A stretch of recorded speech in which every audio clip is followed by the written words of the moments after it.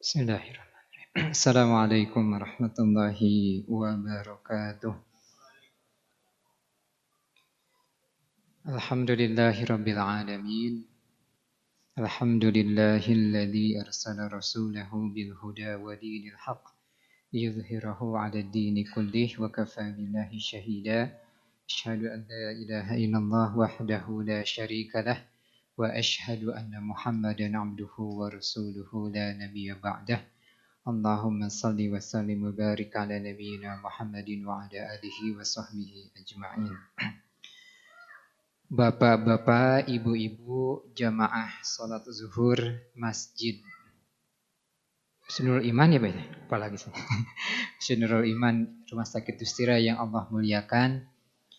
Alhamdulillah di hari Rabu ini kita masih diberikan kesempatan untuk bertatap muka, bersilaturahim, dan izinkan saya atas nama pribadi mengucapkan taqabbalallahu minna wa minkum siyamana wa siyamakum minal a'idin wal faizin.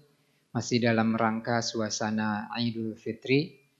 Mudah-mudahan kita yang sudah beraktivitas maupun yang masih diberikan libur tetap dalam lindungan Allah Subhanahu wa taala dan semangat Ramadannya tidak padam. Mudah-mudahan kita tetap istiqomah dalam iman Islam. Minimalnya begitu Bapak Ibu sekalian. Nah hari ini meski masih dalam suasana Idul Fitri, tapi saya ingin berbicara sesuatu yang lain. Kebetulan sekarang sudah tanggal 17 April, sebentar lagi 21 April. Yang identik dengan Hari Kartini dan identik dengan emansipasi wanita, perempuan. Jadi itu tema kita hari ini insya Allah. Emansipasi perempuan dalam perspektif Islam. Bapak Ibu sekalian, sebagian ulama itu mengatakan tidak ada emansipasi wanita dalam Islam. Sopa baliutnya orang Sunda apa biasalah. Gitu. Jadi kenapa ada sebagian ulama mengatakan begitu? Karena Islam itu adalah agama yang dari lahir sudah memuliakan wanita. Kenapa lagi ada yang disebut emansipasi wanita? Emansipasi itu artinya kan kesetaraan gender atau jenis kelamin. Tidak ada yang namanya perbedaan hak antara laki-laki dengan perempuan. Dan sebagian ulama tadi yang berpendapat tidak ada emansipasi dalam Islam, ya karena Islam itu sudah memuliakan wanita sedemikian rupa. Bayangkan Bapak Ibu sekalian, dulu ketika Islam itu lahir, Nabi Muhammad SAW diutus oleh Allah Subhanahu Wa Taala menjadi nabi. Di belahan bumi yang lain itu wanita ada yang masih diperselisihkan itu makhluk manusia atau bukan.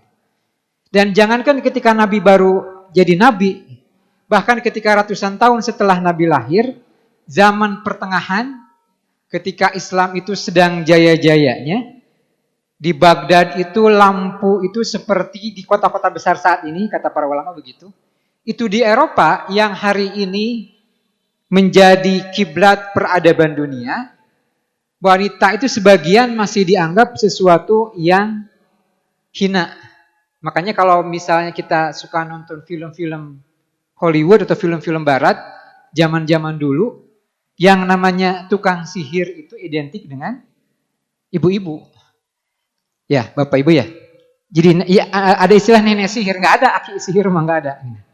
Ya karena wanita itu identik sesuatu yang hina. Jadi kalau ada yang suka melakukan hal-hal perbuatan-perbuatan yang aneh, biasanya identiknya dengan perempuan. Dan Islam sekali lagi sudah mengangkat derajat kaum wanita sedemikian rupa dalam tanda kutip sejajar.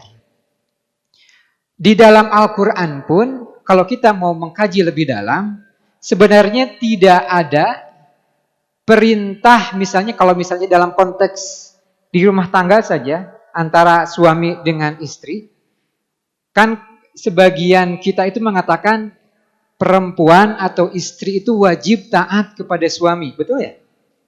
Bapak juga mengatakan begitu ya? Jadi kalau suami itu memerintahkan sesuatu harus ditaati oleh istri. Nah kalau kita lihat di dalam Al-Quran sebenarnya tidak ada perintah spesifik yang detail atau yang jelas bagaimana tentang ketaatan seorang istri kepada suami. Bahkan dalam hadis-hadis Nabi pun paling ada dalam Al-Quran yang terkenal ar-rijalu qawwamuna 'alan nisa. Itu yang paling terkenal. Ar-rijalu itu naon Pak? Ar-rijalu teh lalaki, itu bahasa Sunda Pak. Ar-rijalu qawwamuna 'alan nisa. Jadi seorang laki-laki itu adalah qawwam untuk perempuan. Nah, istilah qawwam itu sendiri para ulama berbeda pendapat. Ada mayoritas itu menerjemahkan sebagai pemimpin. Jadi laki-laki itu adalah pemimpinnya wanita. Tapi ada juga sebagian yang menerjemahkan qawwam itu sebagai partner. Jadi mana yang benar? Nah, kita lihat dalam konteks misalnya Rasulullah Shallallahu Alaihi Wasallam mencontohkan, memang betul beliau berkali-kali mengatakan bagaimana seorang laki-laki itu harus ditaati dalam tanda kutip oleh istrinya. Misalnya ketika ada para sahabat yang menceritakan bagaimana kaum umat-umat yang lain itu begitu mereka mengagungkan, mentaati pemimpin agamanya sedemikian rupa sehingga seolah-olah jadi seperti Tuhan atau Nabi. Dan ketika diceritakan kepada Rasulullah, maka Rasulullah mengatakan, seandainya seorang manusia itu harus tunduk taat kepada manusia yang lain, maka aku akan perintahkan seorang istri taat kepada suaminya. Sekali lagi ini konteksnya ketika Rasulullah ditanya tentang respon umat-umat yang lain yang begitu taat kepada pemimpinnya sehingga seolah-olah tidak boleh ada penolakan sekalipun. Dan Rasulullah mengatakan tadi, seandainya seorang manusia itu boleh taat kepada manusia yang lain, maka aku akan perintahkan seorang istri taat kepada suaminya. Tetapi Rasulullah kemudian tidak mengatakan, maka taatlah istri kepada suaminya dalam kondisi apapun. Enggak. Jadi memang betul, seorang suami itu punya level tertentu di dalam rumah tangga. Tapi ketaatan seorang istri kepada suami itu tidak boleh disetarakan taatnya seorang muslim kepada Allah dan Rasulnya.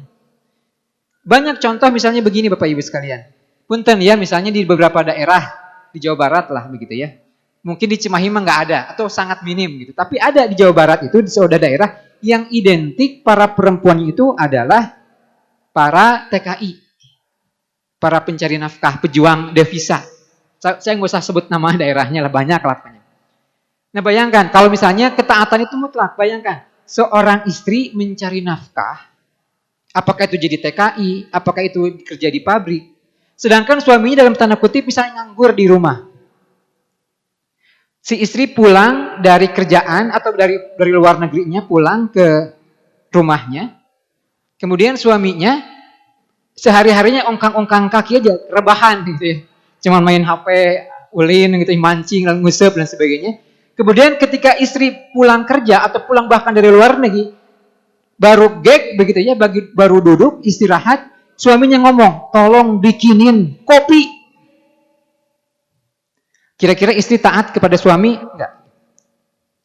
Boleh enggak melawan tuh? Bayangkan Pak. Boleh enggak melawan? Kalau melawan dosa enggak? Bingung Pak ya? Kalau si istri itu dia taat pada saat itu meskipun kondisi capek, maka insya Allah pahalanya besar. Bayangkan ya, suami gawe teboga ka era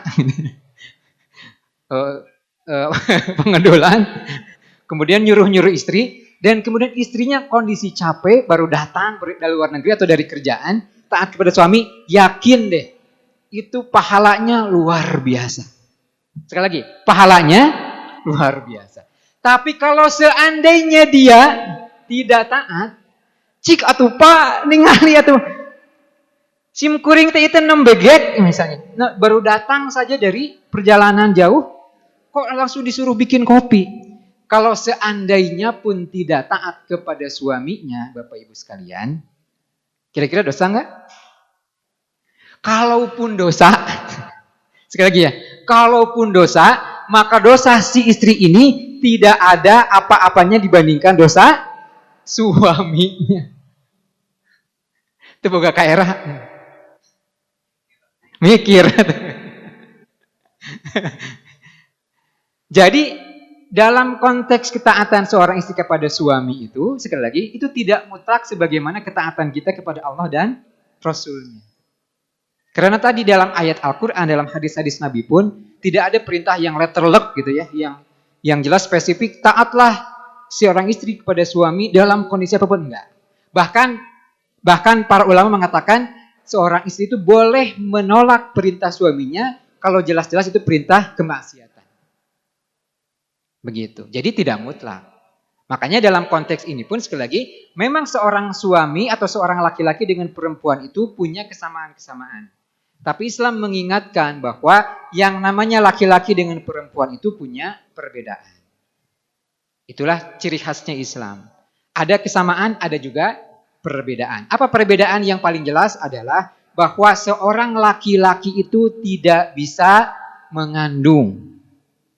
Tidak bisa menyusui, tidak bisa apalagi head menstruasi. Dan disitulah syariat mengajarkan adanya namanya perbedaan antara hak dan kewajiban. Karena makanya seorang laki-laki tidak bisa mengandung, yang ini hanya bisa dilakukan oleh para ibu-ibu, para perempuan. Makanya memang seolah-olah ada perbedaan hak dan kewajiban. Padahal sesungguhnya ini dalam rangka tadi mengamankan yang namanya tatanan sosial kemasyarakatan. Bayangkan kalau misalnya laki-laki dan perempuan itu sama segala rupa dan sebagainya, maka akan sangat berbahaya. Syariat itu paling-paling melarang seorang perempuan itu jadi imam. Laki-laki itu hanya diperbolehkan jadi imam. Para nabi dan rasul pun yang banyak itu, yang ratusan ribu, itu tidak ada satupun yang perempuan. Tetapi bukan berarti kemudian Allah menghinakan perempuan. Enggak. Ya ada hikmahnya di situ. Kenapa Nabi dan Rasul itu laki-laki semuanya? Kenapa imam sholat itu atau hakim, bahkan hakim dalam urusan agama itu tidak boleh perempuan? Ya ada hikmahnya. Pertama kita taat, kita percaya saja itu adalah perintah dari Allah, pasti ada kebaikannya, pasti ada sesuatu hikmahnya.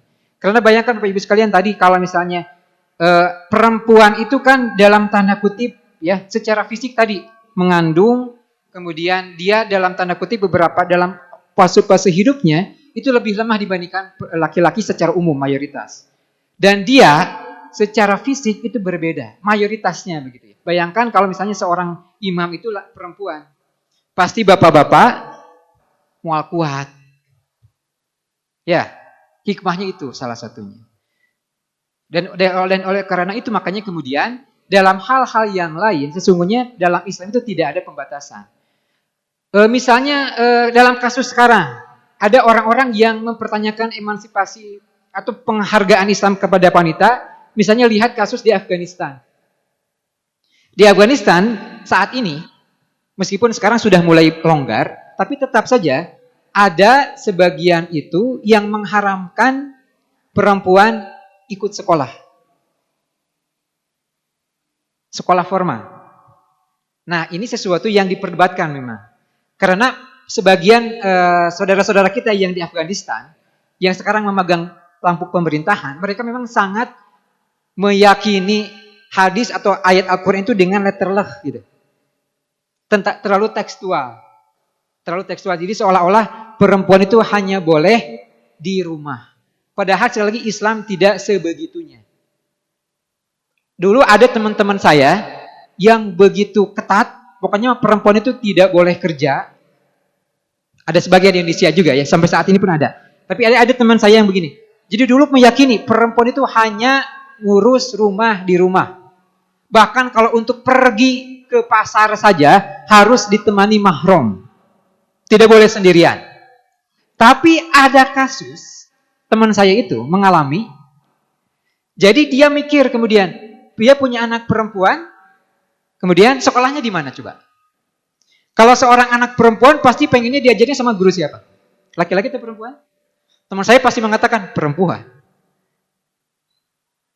Jadi kalau misalnya gurunya harus perempuan, kan gurunya itu nggak mungkin ngajar di rumahnya gitu. Berarti kan si guru perempuan itu harus pergi kerja ke sekolahnya. Tuh gimana tuh? Mikir dia. Tentara perempuan boleh nggak Pak? Nah teman saya itu mengatakan tidak boleh. Tentara itu sesuatu yang fisikal gitu. Harus kuat, harus laki-laki semuanya. Tapi ternyata kan kita mengalami, betul ya Pak? Tentara, polisi itu dibutuhkan juga perempuannya.